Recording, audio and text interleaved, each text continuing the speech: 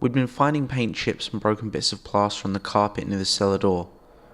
I'd vacuum them up, but each morning they'd be back. At first, I thought it had to be from mice or termites burrowing into the wall. We've had mice in the basement since we moved in, but they'd never been seen anywhere else in the house.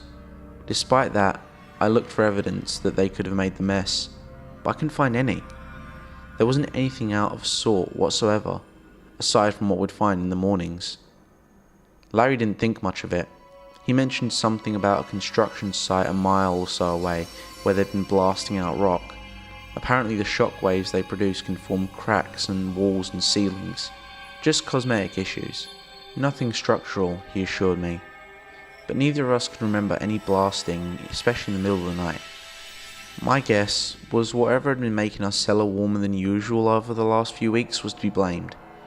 Neither Larry nor I could figure out why that was happening either, but we both assumed there was something with the furnace. The HVAC technician couldn't find anything wrong, but even he admitted it was strange that the basement was a full 30 degrees warmer than the temperature set on the thermostat. So, with a working belief that the paint and plaster chips were from the expansion and contraction of the doorway, we went on carrying on about more important things and hoped the heat issue would fix itself. Last week, I was getting home after a red-eye flight back from my sister's. Larry was dead asleep when I walked in the house at 4:30 AM, and I was so sleep deprived that I couldn't believe I hadn't killed myself during the drive home. After I put my stuff down and was getting ready to head upstairs, I saw something that at the time I was certain was the result of my exhaustion.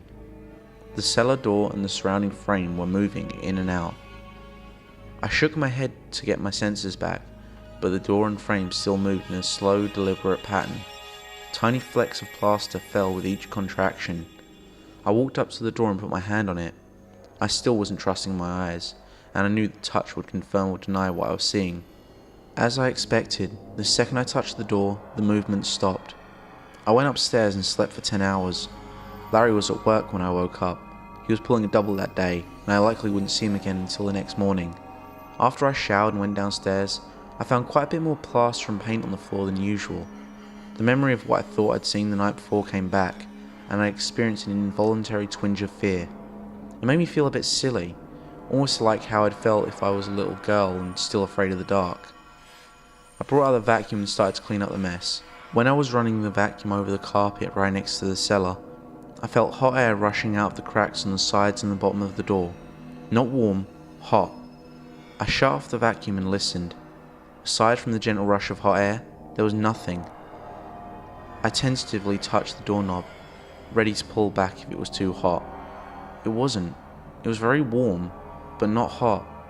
The fear came again, as I knew I was about to open the door and go downstairs. I didn't want to. The child me wouldn't hear it. But I'm 52 years old. This is our house. We've lived here for 26 years. We know it inside and out. There's nothing to be afraid of. The fear remained. I opened the door and was hit in the face with a rush of hot, wet air. While the temperature wasn't unendurable, it was entirely unpleasant.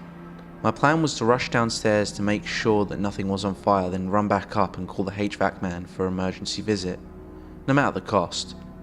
I tiptoed down the old wooden steps and entered the basement. The wind rushing up the stairs faded as I got closer to the bottom. All that remained was humid, oppressive air. I began sweating immediately, and I walked across the room towards the furnace.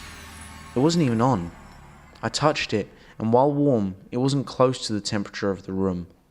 Condensation was covering the tiny windows at the top of the walls, and there was an odour. It was heavy and thick, and it reminded me of vomit. I felt my stomach churning as my mission now became finding the source of the smell. Wherever it was, it had to go.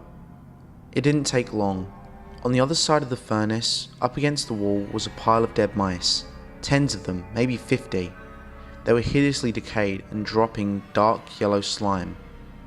I gagged so hard that I felt my eyes bulge. I pulled my shirt over my nose and mouth. I couldn't believe we hadn't noticed them before.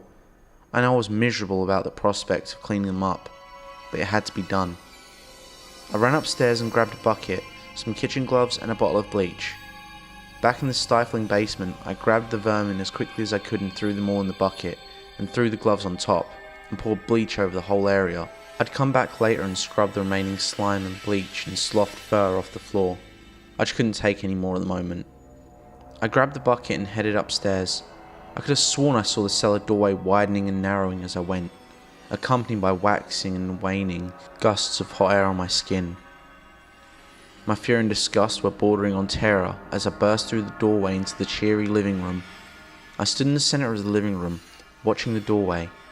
It wasn't moving. The bucket of dead vermin smelled incomprehensibly putrid. I went out of the back door and was ready to throw the whole thing way out back where the property met the woods, when I stopped. There was smoke coming from the gloves on top of the mice. Another smell joined that of putrefying rodents, burning rubber. I upended the bucket into the brush. I saw that parts of the gloves that had touched the mice were bubbling and burning away. As soon as I got back inside, I called the HVAC guy. He said he was booked solid all day and any work after 6 PM would be double the usual rate.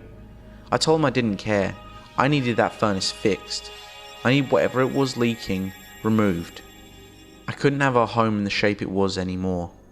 The HVAC guy arrived around 7. I felt bad to be pulling him away from dinner with his family, so I made him a sandwich and some macaroni and cheese. He appreciated it, and brought the plate downstairs with him so he could eat while he worked. I wasn't exactly sure how anyone could eat under those conditions that I'd seen that afternoon, but I didn't bother arguing. I left him to his work and went next door to see my elderly neighbour. We got to talking, and it was almost 10 by the time I realised the HVAC technician was still working. I wished Gladys a good night and went home. The tech's van was still in the driveway. I walked inside and headed to the cellar. Plaster and dried chip paints littered the carpet and were being blown across the room by a steady breeze coming up the staircase. 3 deep cracks in the door frame and ceiling had appeared. I called down to the technician and asked how he was going. He didn't reply. I called again, louder. Nothing. That same fear welled up inside me again. I looked around. This time the cheery living room was dark. The windows showed nothing but blackness and the distorted reflection of diffused kitchen lights and harsh illumination from the tech's lamps in the basement. I called a 3rd time.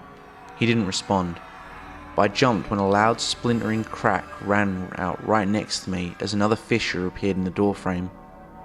I could have sworn I saw the frame move right before it happened. My 4th and final call went unanswered. For the 2nd time that day, I knew I'd go down the stairs. My 52-year-old body carried my frightened 8-year-old mind down the steps. I felt hot, sticky air on my face. The moment I reached the bottom, the smell hit me. It was just like it had been with the mice, only heavier. I spoke the tech's name rather than calling it. My voice was small and weak, and I realized as I walked towards where he'd been, I was shaking. I reached the furnace and headed around to the other side. The smell was so strong that my eyes had started to water. But even through my bleary, tear-filled eyes, I could see the technician's clothes and shoes. They were covered in the same yellow slime and smoked weakly as whatever was burning them ate its way through. The man who owned the clothes was nowhere to be found. I ran upstairs and called the police, fully aware that the doorway was moving in and out as I ascended the staircase, feeling cool air against my face, followed by hot air against my back. I left the house and waited with Gladys for them to arrive.